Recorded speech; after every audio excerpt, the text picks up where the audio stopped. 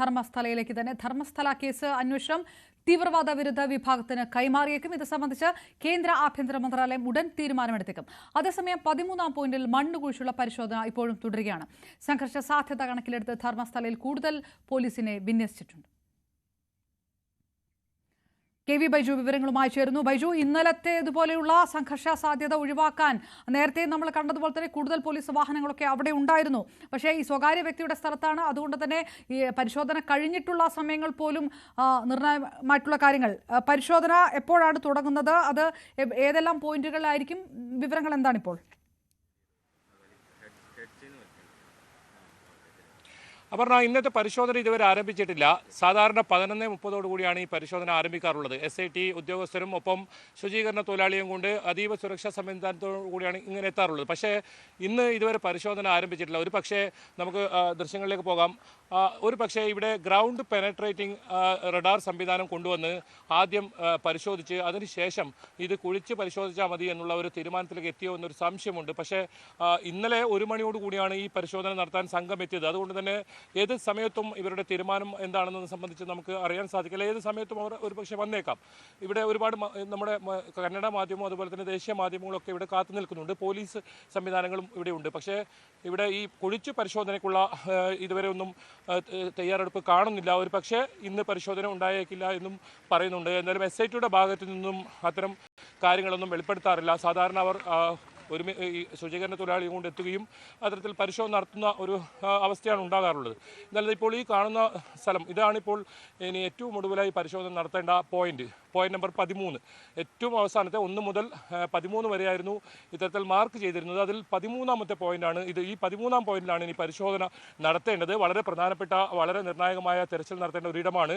ഇവിടെ വിശദമായ പരിശോധന നടത്താനാണ് തീരുമാനമെന്നാണ് മനസ്സിലാക്കാൻ സാധിക്കുന്നത്. കഴിഞ്ഞ 2 ദിവസമായി ഇവിടെ പരിശോധന നടത്താൻ വന്നെങ്കിലും ഇവിടെ ഇത്തരത്തിൽ വലിയ തോതിലുള്ള സ്ഥലമാണ് ഇവിടെ മാർക്ക് ചെയ്തിട്ട് വെച്ചിട്ടുള്ളത്. സാധാരണ പോയിന്റുകളെക്കാളും വലിയ വീതിയിൽ നീളത്തിലും ഇവിടെ മാർക്ക് ചെയ്ത് വെച്ചത് നമുക്ക് റിബൺ വെച്ച് മാർക്ക് ചെയ്ത് നമുക്ക് കാണാം. ഈ സ്ഥലത്ത് കൂടുതൽ പേരെ മൃതദേഹം ഇത്തരത്തിൽ കുഴിച്ചിട്ടുണ്ടെന്നാണ് ഈ ശുചീകരണ തൊഴിലാളിയുടെ മൊഴി. കാരണം ഇത് സ്നാനഘട്ടയ്ക്ക് സമീപമാണ്. ഇവിടെയാണ് ശുചീകരണ തൊഴിലാളി ജോലി ചെയ്തിരുന്ന സ്ഥലം. അതുകൊണ്ട് തന്നെ രാത്രികാലങ്ങളിൽ ഇവിടെ മൃതദേഹങ്ങൾ എത്തിക്കുകയും ഇവിടെ വ്യാപകമായി മറവ് ചെയ്തു എന്നാണ് ഇദ്ദേഹത്തിൻ്റെ മൊഴി. അതുകൊണ്ട് ഇവിടെ വിശദമായൊരു പരിശോധന നടത്താനാണ് തീരുമാനം. ഒരു പക്ഷേ ഇന്ന് പരിശോധന ഉണ്ടായേക്കില്ല എന്ന വിവരങ്ങളും പുറത്തു വരുന്നുണ്ട്. എന്തായാലും ഇവിടുത്തെ പരിശോധന നിർണായകമാണ്. അപർണ സൂചിപ്പിച്ചതുപോലെ തന്നെ 14-ഉം 15-ഉം അത് വളരെ പ്രധാനമാണ്. അത് ഈ ആരോപണ വിധേയനായ വ്യക്തിയുടെ എസ്റ്റേറ്റ് ആണ്. അവിടെ പരിശോധന നടത്തുന്നത് സംബന്ധിച്ച് അനുമതി ലഭിച്ചിട്ടുണ്ടെന്നാണ് മനസ്സിലാക്കുന്നത്. ഇപ്പോൾ ബെൽത്തങ്ങാടിയിലെ ക്യാമ്പ് ഓഫീസിൽ SIT ഉദ്യോഗസ്ഥർ ശുചീകരണ തൊഴിലാളിക്കൊപ്പം അവിടെ ഒരു യോഗം നടക്കുന്നുണ്ട്. അതിനുശേഷമായിരിക്കും ഇനി എവിടെ പരിശോധിക്കണമെന്ന കാര്യത്തിൽ തീരുമാനമാകുക. ഇന്നലെ ഈ 13-ാം പോയിന്റിൽ പരിശോധന നടത്തുമെന്നാണ് അറിയിച്ചിരുന്നത്. പക്ഷേ പിന്നീട് വളരെ പെട്ടെന്ന് മാറ്റം വരുത്തുകയും വനത്തിനകത്ത് പരിശോധന നടത്തുന്ന ഒരു സാഹചര്യമാണ് ഉണ്ടായത്. അതായത് മാർക്ക് ചെയ്യാത്ത സ്ഥലത്ത് അവിടെയും ഇത്തരത്തിൽ മൃതദേഹം കുഴിച്ചിട്ടെന്നുള്ള ഒരു മൊഴി നൽകിയതിനെ തുടർന്ന് നേരത്തെ മാർക്ക് ചെയ്യാത്ത സ്ഥലത്ത് പരിശോധിക്കുന്ന സാഹചര്യമാണ് ഉണ്ടായത്. ഇന്നത്തെ പരിശോധന ഇവിടെ കേന്ദ്രീകരിച്ചായിരിക്കുമെന്ന് നേരത്തെ നമുക്ക് വിവരം ലഭിച്ചിരുന്നു. പക്ഷേ ഇതുവരെ ഇവിടെ എത്തിയിട്ടില്ല. ഒരു മണിക്കാണ് ഇന്നലെ പരിശോധന നടത്തിയത്. അതുകൊണ്ട് തന്നെ ഏത് സമയത്തും സംഘം വന്നേക്കാം. നമുക്ക് കൃത്യമായി ഇന്ന് പരിശോധന ഉണ്ടാകുമോ ഇല്ലയോ എന്ന കാര്യത്തിൽ ഒരു വ്യക്തതയില്ല. എന്തായാലും ഈ കേസ് ഇപ്പോൾ തീവ്രവാദ വിരുദ്ധ സ്ക്വാഡിന് കൈമാറാനുള്ള ഒരു നീക്കം ഇപ്പോൾ നടക്കുന്നുണ്ട്. ഇത് സംബന്ധിച്ച് ഇവർക്ക് പരാതി ലഭിച്ചിട്ടുണ്ട്. അത് വളരെ പ്രധാനമാണ് ഈ കാര്യത്തിൽ.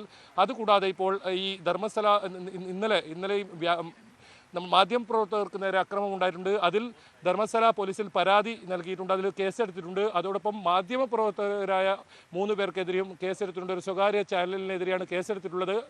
ഈ ഇരകൾക്കും അതുപോലെ തന്നെ ഈ ജസ്റ്റിസ് ഫോർ സൗജന്യ ആക്ഷൻ കമ്മിറ്റിക്കുമെതിരെ വാർത്ത നൽകുകയും ഇത്തരത്തിൽ കലാപമുണ്ടാക്കാനുള്ള ശ്രമം നടത്തിയെന്ന ഒരു ആരോപണത്തിൻ്റെ പേരിലാണ് ധർമ്മസ്ഥല പോലീസ് കേസെടുത്തിരിക്കുന്നത്. ഒരു പക്ഷേ ആദ്യമായായിരിക്കും ഇത്തരത്തിലൊരു ഈ കേസ് വരുന്നത്. കാരണം ഇവിടെ ഈ ഇരകൾ, പ്രത്യേകിച്ച് ജസ്റ്റിസ് ഫോർ സൗജന്യ, ഇവർക്ക് നീതി ലഭിക്കാറില്ല ധർമ്മസ്ഥല പോലീസിൽ നിന്നും.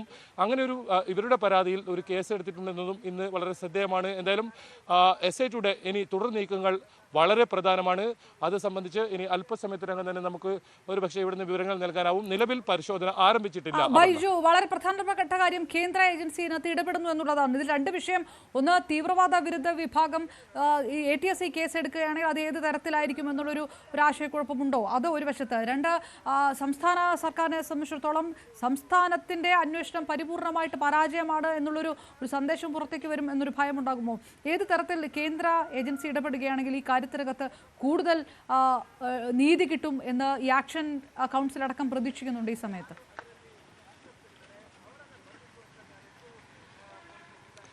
അപർണ, ഇത് സംബന്ധിച്ച് കേന്ദ്ര ആഭ്യന്തര മന്ത്രാലയത്തിന് ആഗസ്റ്റ് 2-നാണ് പരാതി ലഭിച്ചിട്ടുള്ളത്. ആഗസ്റ്റ് 4-ന് ഈ പരാതി ഇത്തരത്തിൽ തീവ്രവാദ വിരുദ്ധ സമിതിക്ക് കൈമാറിയിട്ടുണ്ട്. അവർ ഇത് സംബന്ധിച്ച് ആലോചന നടക്കുന്നെന്നാണ് നമുക്ക് മനസ്സിലാക്കാൻ സാധിക്കുന്നത്. ഇത് സംബന്ധിച്ച് ഉത്തരവുകളൊന്നും ഇതുവരെ വന്നിട്ടില്ല. നിലവിൽ SITക്ക് തന്നെയാണ് അന്വേഷണ ചുമതലയുള്ളത്. അതായത് സംസ്ഥാന സർക്കാർ നിയോഗിച്ച DGPയുടെ മേൽനോട്ടത്തിലുള്ള സംഘം തന്നെയാണ് ഇപ്പോൾ ഈ കേസ് അന്വേഷിക്കുന്നത്. ഇന്നത്തെ ഈ തെരച്ചിൽ ഒരുപക്ഷെ നടക്കാത്തത് എന്തുകൊണ്ടെന്ന് അറിയില്ല. ഒരുപക്ഷെ ഈ കേസ് അത്തരത്തിൽ കൈമാറിയോ എന്ന ഔദ്യോഗികമായ ഒരു സ്ഥിരീകരണം വന്നിട്ടില്ല. എന്തായാലും അത് സംബന്ധിച്ച് വിവരങ്ങളും നമുക്ക് നൽകാൻ കഴിയും. അത് കൂടുതൽ വ്യക്തത ഇനി വരാനുണ്ട്. ഏതായാലും പരാതി കേന്ദ്ര ആഭ്യന്തര മന്ത്രാലയത്തിന് ലഭിച്ചിട്ടുണ്ട്.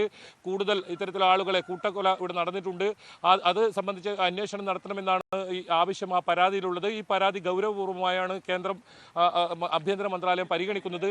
ഒരു പക്ഷേ ആ തീരുമാനം ഉണ്ടായേക്കാം. എന്തായാലും SITയുടെ പരിശോധന ഈ 13ാമത്തെ പോയിന്റിൽ അത് വളരെ നിർണായകമാണ്. എന്തുകൊണ്ടാണ് ഇവിടെ വൈകുന്നതെന്ന് കൃത്യമായി അറിയില്ല. ഒരു പക്ഷേ കൂടുതൽ ആധുനിക സംവിധാനങ്ങൾ കൊണ്ടുവന്ന് ഇവിടെ വിശദമായ പരിശോധന നടത്തി കൃത്യമായി കുഴിച്ച് പരിശോധിക്കാനായിരിക്കാം തീരുമാനം. അത്തരം സംവിധാനം ഇന്ന് എത്തുമോ, അതല്ല ഇന്ന് പരിശോധന ഉണ്ടാകുമോ എന്ന് ഇനി അറിയേണ്ടതുണ്ട്. ഇന്നലെ നേരത്തെ സൂചിപ്പിച്ചതുപോലെ തന്നെ 1 മണിയോട് കൂടിയാണ് സംഘം എത്തിയത്. പരിശോധന നടത്തി 5 മണിയോടെ തിരിച്ചു പോകുന്ന സാഹചര്യമാണ് ഉണ്ടായത്. അങ്ങനെയാണെങ്കിൽ ഒരു പക്ഷേ ഈ യോഗം കഴിഞ്ഞതിന് ശേഷം ആ സംഘം ഇവിടെ എത്തി ഈ 13ാമത്തെ പോയിന്റിൽ പരിശോധന നടത്തിയേക്കാം. ഇത് ഒറ്റ ദിവസം കൊണ്ട് തന്നെ ഈ പരിശോധന ഇവിടെ പൂർത്തിയാക്കാൻ അത്രത്തോളം ആളുകളെയും എത്തിച്ച് പൂർത്തിയാക്കാനാണ് ഇവർ ലക്ഷ്യമിടുന്നത്. അതുകൊണ്ടായിരിക്കാം കൂടുതൽ സംവിധാനത്തിന് വേണ്ടി കാത്തിരിക്കുന്നതായിരിക്കാം. ഇനി ഒരു പക്ഷേ ഇന്ന് ഇവിടെ പരിശോധന ഇല്ലെങ്കിൽ മറ്റിടങ്ങളിൽ വനത്തിനകത്തോ മറ്റോ പരിശോധന നടത്തുമോ. അതേതായാലും വരും മണിക്കൂറുകൾക്ക് മാത്രമേ നമുക്ക് സ്ഥിരീകരണം ഉണ്ടാകൂ. SITയുടെ ഭാഗത്തു നിന്നും ഇതുവരെ അന്വേഷണ പുരോഗതിയോ അല്ലെങ്കിൽ അന്വേഷണവുമായി ബന്ധപ്പെട്ട കാര്യങ്ങളോ പങ്കുവെക്കുന്നില്ല. അപർണ. റൈറ്റ്, KV ബൈജു വിവരങ്ങൾ നൽകിയത്. ഏതായാലും പരിശോധന തുടങ്ങിയിട്ടില്ല. 11:30-ക്കാണ് തുടങ്ങേണ്ട പരിശോധന. അത് ഇതുവരെ തുടങ്ങിയിട്ടില്ല. ഏതായാലും ഇന്നലത്തെ സംഘർഷ സാധ്യത കണക്കിലെടുത്ത് കൂടുതൽ പോലീസ് സന്നാഹങ്ങൾ അവിടെയുണ്ട്. അതിനിടയിൽ കേന്ദ്ര ഏജൻസി ATS ഈ കേസിന് ഏറ്റെടുക്കും, ഇടപെടുന്നു എന്നുള്ള ആഭ്യന്തര മന്ത്രാലയത്തിൽ നിന്നുള്ള ആ വാർത്ത കൂടി പുറത്തേക്ക് വരുന്ന സാഹചര്യം കൂടിയാണ്. ധർമ്മസ്ഥലയിൽ ദുരൂഹതകൾ അവസാനിക്കാതെ നിൽക്കുമ്പോൾ അതിന് അതേ സമാനമായ രീതിയിൽ അല്ലെങ്കിൽ ഞെട്ടിപ്പിക്കുന്ന തരത്തിൽ കേരളത്തിലും ചേർത്തല പള്ളിപ്പുറം വാർത്തകളിൽ നിറയുകയാണ്. സെബാസ്റ്റ്യന്റെ ക്രൂരതകൾ ഒന്നൊന്നായി പുറത്തേക്ക് വരുന്നു. ആ വാർത്തകളിലേക്കാണ്.